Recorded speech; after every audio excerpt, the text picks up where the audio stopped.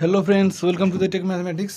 आज म आइसकेको छु एउटा नयाँ भिडियो लिएर, जसमा म तपाईहरुलाई कोर्डिनेट जियोमेट्रीको एक्सटर्नल फर्मुलाको डेरिभेसन हेराउन गइरहेको छु। ठीक छ, यो भन्दा पहिलेको भिडियोमा म तपाईहरुको लागि लिएर आएको थिए इन्टरनल डिभिजन को डेरिभेसन, र यो भिडियोमा हेराउन गइरहेको छु एक्सटर्नल डिभिजन। ठीक छ, त्यसको लागि सबभन्दा पहिले हेर्नु यो भ्यालु एउटा, यो त भ्यालु एक्सिसहरु x प्राइम, यो x, यो y प्राइम, यो y।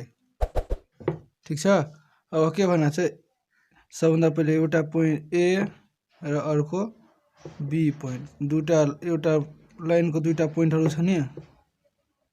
A को कोर्डिनेट x1 र y1, B को कोर्डिनेट x2 र y2। ठीक छ, यही A B लाई P सम्म एक्सपेन्ड गरेको छु, यहाँ P सम्म, P x, y सम्म। ठीक छ, अब यसपछि तब A B लाइनलाई A P पोइन्टले दुई भागमा डिभाइड गर्यो, एउटा A P भइहाल्यो र एउटा B P भइहाल्यो। A P M1 भइहाल्यो र B P M2। ठीक छ, अब यसपछि के छ, A बाट एउटा परपेन्डिकुलर लाइन ड्रा गर्ने x एक्सिस मा, B बाट पनि परपेन्डिकुलर लाइन, त्यस्तै P बाट पनि परपेन्डिकुलर लाइन x एक्सिस मा ड्रा गरेको छु। ठीक छ, यति क्लियर हो। यो परपेन्डिकुलर छ नि x एक्सिस मा, कुन पोइन्ट मा भइहाल्यो भने यो त O छ, त M N R। ठीक छ, यति क्लियर हो। त्यस्तै A बाट एउटा परपेन्डिकुलर लाइन ड्रा गर्ने कहाँ, त BN मा, र त्यही परपेन्डिकुलर लाइन एक्सपेन्ड गर्ने कहाँसम्म, त PR लाइन सम्म। कुन कुन, S र T लाइन मा। यति क्लियर छ। S र T पोइन्ट मा, BN लाइन मा S पोइन्ट मा काट्यो र PR लाइन मा T पोइन्ट मा काट्यो। ठीक छ, अब मलाई यो मानिहाल्नु यति चाहियो भने, AS चाहियो भने MN हुन्छ S बराबर MN निकाल्नको लागि ON माइनस OM हुन्छ, त्यो कति भ्यालु x2 माइनस x2 छ, यो x1 छ, यति हुन्छ यो। ठीक छ, अब मानिहाल्नु मलाई AT चाहियो, AT ट्रायंगल, सानो ट्रायंगलको यो साइड, सानो ट्रायंगलको यो साइड, त्यस्तै ठुलो ट्रायंगलको यो साइड र ठुलो ट्रायंगलको यो साइड चाहियो नि, त मलाई यस सानो ट्रायंगलको निकालिहाल्यो। अब AT निकाल्नु छ, AT कसरी निस्किन्छ हेर्नु त, यहाँ म लेख्दिउ पहिले, हुन्छ यहीबाट।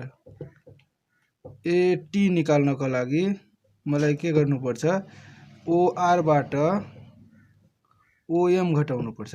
ठीक छ नि, यदि OR बाट OM घटाउनु पर्छ, त OR कति छ, OR हेर्नु त x छ, यो x छ नि, यतासम्म, यहाँदेखि यहाँसम्म, यहाँदेखि यहाँसम्म x छ नि, त्यसै x माइनस OM कति छ, x1। यति क्लियर छ। त्यस्तै कति AS चाहिएको थियो, AS निकाल्नको लागि ON बाट ON बाट OM घटाउने। ठीक छ, ON बाट OM घटाउनु भने यति आउँदैन, यतिबाट यति घटाउँछु भने यति आउँछ नि, आउँछ भने ON कति छ, ON x2 छ माइनस x1। यति क्लियर भइहाल्यो। अब यो साइडको त क्लियर भयो, अब यो साइड पनि चाहियो नि, अब सानो ट्रायंगलको लागि BS कति छ हेर्नु त, BS कति छ, BS हेर्नु, BS कति छ, BS निकाल्नको लागि म BN बाट SN घटाउन सक्छु, BN माइनस SN गर्न सकिन्छ BS निकाल्नको लागि, BN माइनस SN। BN कति छ हेर्नु त, BN Y2 छ, Y2 माइनस SN कति छ, Y1। SN जति हुन्छ त्यति नै AM हुँदैन, त Y1 छ भने यो पनि Y1, यो पनि Y1। ठीक छ, अब PR हेर्नु त, PR सरी PT निकाल्नु छ मलाई नि, PR ट्रायंगल छ, PT निकाल्नको लागि PR बाट TR घटाउन सकिन्छ, PR माइनस TR हुन्छ। PR कति छ, Y छ, हेर्नु यहाँ यो x, यताको x, यताको y, त y, अनि TR कति छ, जति यो छ त्यतिकै हो, त्यतिकै हो, त TR कति भइहाल्यो, Y1। यति क्लियर भइहाल्यो। अर्को AB कति छ हेर्नु त, AB को लागि मलाई यति, यो पुरै छ M1 भने, अनि यो यति छ M2, तो m1 बाट m2 घट्यो भने आउँदैन। तो AP minus BP equal to AB हुन्छ। AP minus BP equal to m1 minus m2। यति क्लियर छ। अनि AP कति छ हेर्नु त, m1 दिएकै छ। यति क्लियर छ। यही डाटा अगाडि काम लाग्ने छ। यति निकाल्न हेराइदिएँ नि म। अब हेर्नु म यही यो फिगरमा जे कुरा भन्ने म त्यो कुराहरू यहाँ लेखिदिइरहेको छु, हुन्छ। त्यस पश्चात तपाईहरुलाई फेरि म हेराइदिइरहेको छु, तबसम्म पज गरिदिइरहेको छु, हुन्छ। ल त्यही कुरा अहिले भनेकै कुरा म ल्याङ्ग्वेजमा लेखिदिएँ। Let A B line which is extended up to P and P divides the line AB externally in the ratio of m1 is to m2. Let a perpendicular line drawn from P AB P on x-axis at mn and r respectively. Also draw a perpendicular line from A on bn and PR line at S and T respectively. यति कुरा मैले भनेको थिएँ, त्यही कुरा यहाँ ल्याङ्ग्वेजमा लेखिदिएँ। र अर्को कुरा फिगरबाट हामीहरू के पायो हेर्नु त, ABS ASB या ABS एउटा ट्रायंगल र APT यो ठुलो ट्रायंगल, यो दुईटा ट्रायंगल सिमिलर ट्रायंगल छ। कसरी त हेर्नु, यो र यो प्यारलल लाइनमा एउटा ट्रान्सभर्सल लाइन गयो भने यो र यो एंगल बराबर हुन्छ। यो 90 डिग्री, यो पनि 90 डिग्री, यो पनि बराबर भइहाल्यो।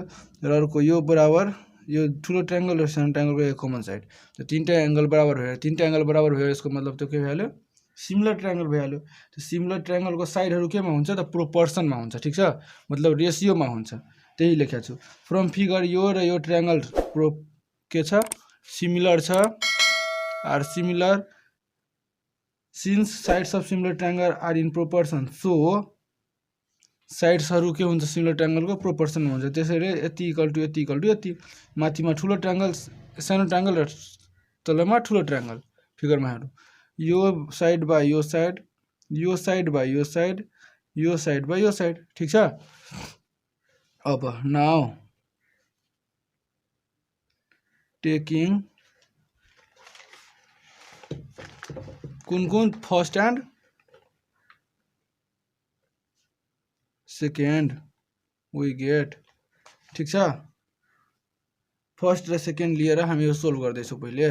तो फर्स्ट कति छ, AB छ, AB by AP equal to AS by AT, त्यही नि हो। AB कति छ हेर्नु त, अब यहाँबाट हेर्नु AB कति छ, AB यहाँ हेर्नु त, AB कति छ, AB कति छ हाम्रो, AB कहाँ छ हेर्नु, यो छ AB, m1 minus m2, AP कति छ, m1 इक्वल टु AS कति छ, AS x2 माइनस x1, त्यस्तै AT कति छ, x माइनस x1। यस्तै यता टेकिङ फर्स्ट एंड थर्ड, यो फर्स्ट लिन नि कंपलसरी छ, एकपल्ट योसँग यो, एकपल्ट योसँग यो, ठीक छ। कति भइहाल्छ, AB by AP equal to BS by PT, यही नि हो। AB बाइ AP, AB को भ्यालु हेर्नु त m1 minus m2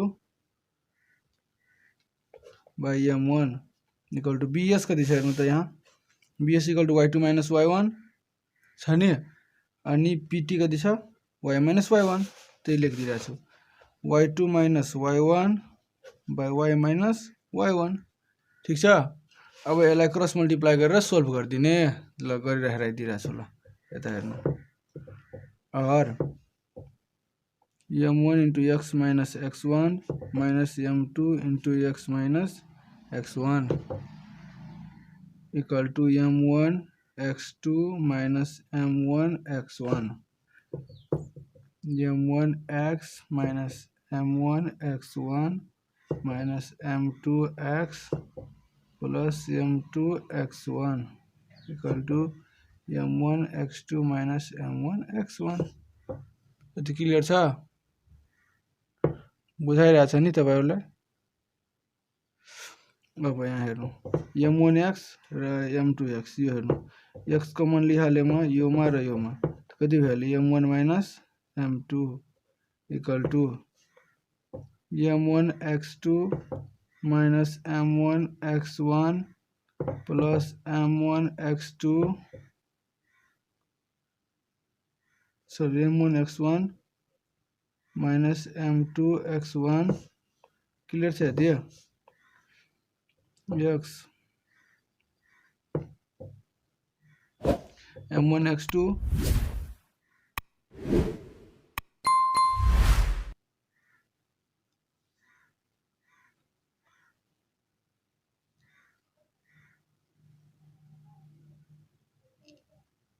m1 x1 out भयो m1 minus m2 equal to m1 x2 minus m2 x1 यहाँ x को भ्यालु निकाल्छु भने m1 x2 minus m2 x1 by m1 minus m2 हेर्नु यो x को भ्यालु आयो क्लियर छ यहाँ त्यस्तै यताको पनि सोल्भ गर्ने हो हेर्नु और m1 minus m2 into y minus y1 equal to m1 y2 minus y1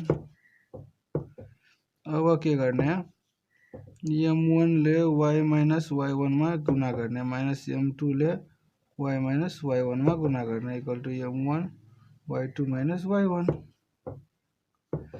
m1 y minus m1 y1 m2y plus m2 y1 equal to m1 y2 minus m1 y1 यति क्लियर छ कति अप्ठ्यारो मलाई लाग्दैन होला m1 y m2 y यहाँबाट y common आउँछ त m1 minus m2 ठीक छ अब यसलाई म यो m1 y1 र m1 y1 माइनस माइनस यो कटिहाल्यो अब m1 y2 plus m2 y1 sorry यो यता गएपछि माइनस